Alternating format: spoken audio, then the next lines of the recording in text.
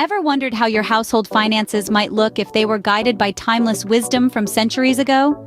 Well, buckle up, because we're about to embark on a journey back in time. We'll uncover how ancient biblical principles can shape the way we manage our family finances today. From budgeting blunders to economic forecasts and the surprising power of generosity, we've got some fascinating stories lined up for you. So sit back and enjoy the ride. Stay tuned as we dive into ancient wisdom for modern wealth. Remember the story of the prodigal son? Ever thought it could teach us something about budgeting? Let's take a moment to stroll down the biblical lane. The story of the prodigal son, one of the most famous parables in the Bible, is a tale of a young man who decided he was done living under his father's roof and rules. He asked for his inheritance early, and, with pockets full, he set out on his own. Sounds like a dream, right? But here's where the story takes a turn. The young man, with no concept of budgeting or living within his means, squandered his wealth in reckless living. Fancy feasts, extravagant parties, you name it, he was living the high life.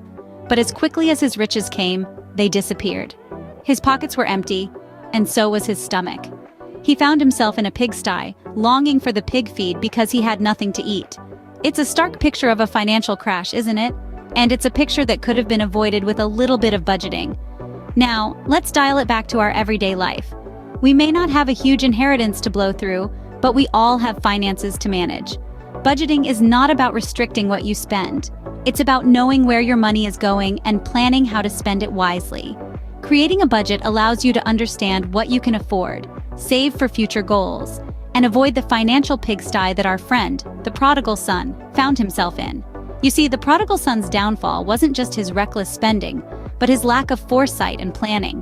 He didn't think about the future until he was sitting in a pigsty, and by then it was too late. So, the lesson here? Budgeting is a crucial part of financial health. It's about making sure that you're not just living for today, but also preparing for tomorrow. It's about making sure your money is working for you, not against you. So perhaps the next time we're tempted to splurge on that shiny new gadget, we'll remember our friend, the prodigal son. Our next financial guru from the Bible is none other than Joseph, the dream interpreter turned economic forecaster. Now, you might remember Joseph from his colorful coat or his musical theater debut, but today we're focusing on his shrewd economic acumen. Once a favored son, then a slave, and finally a trusted advisor to the Pharaoh, Joseph's life was a roller coaster of ups and downs, but it was his ability to interpret Pharaoh's disturbing dream that truly set him apart.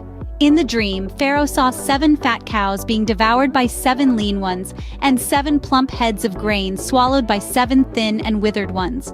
Sounds like a bad case of indigestion, right? But Joseph, with his divine insight, saw something different. He predicted 7 years of prosperity, followed by 7 years of famine. And what did Joseph suggest? Did he tell Pharaoh to party hard in the years of plenty, and then just hope for the best? Nope. He advised the Pharaoh to put aside 1/5 of the harvest during the 7 good years. This way, Egypt would have enough grain stored for the 7 lean years that were to follow. And here's where we get to the heart of the matter. Joseph's story isn't just about interpreting dreams or predicting the future. It's about the importance of saving for a rainy day. It's about understanding that good times won't last forever, and that we need to prepare for the tough times ahead. I can hear you saying, "But I'm not a pharaoh. I don't have grain silos or years of famine to worry about." True, but we all have our lean years, don't we? It could be a job loss, a medical emergency, or just an unexpected expense. And that's when our savings come to the rescue. So whether you're saving 1/5 of your harvest or just a little bit from each paycheck, the principle remains the same. Prepare for the future, save for the lean times. So the next time you think about skipping that savings deposit, remember Joseph and his grain silos. Our last financial lesson comes from a widow and her 2 mites. Let's take a moment to journey back to ancient times, to a bustling temple filled with the rich and the poor alike. Among them, a humble widow, who despite her own poverty, reaches into her purse and pulls out 2 tiny copper coins known as mites, and offers them to the temple. Now, in the grand scheme of things, these 2 mites weren't much. In fact, they were the smallest and least valuable coins in circulation. But here's where the story takes an interesting turn. You see, the widow's offering, small as it was, held more value than the larger donations of the wealthy. Why? Because it was all she had to live on. This tale is a powerful portrayal of generosity. It's not about how much you give, but how much of yourself you put into the giving. The widow's 2 mites were a symbol of her wholehearted commitment, her willingness to share even in her scarcity. This principle of generosity, of giving regardless of one's wealth, is a timeless lesson. It reminds us that true generosity comes from the heart. It's about giving freely, not because we have plenty, but because we understand the value of giving, the joy it brings, and the difference it can make. So generosity, it seems, is not about the size of the gift, but the heart of the giver. So what can we take away from these biblical stories about finance? Firstly, learn from the prodigal son's tale that budgeting is crucial. His reckless spending left him with nothing, teaching us the importance of managing our finances wisely. Next, Joseph's story reminds us of the significance of saving for the future. By storing grain during the years of abundance, Egypt survived 7 years of famine. This principle is just as relevant today as it was thousands of years ago.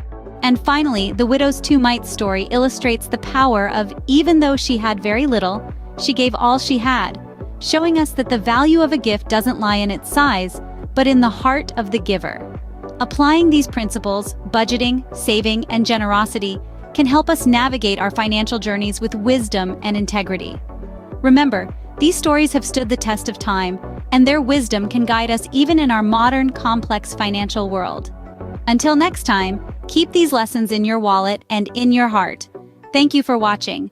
If you enjoyed this video and want to learn more, don't forget to subscribe to our channel. See you in the next video.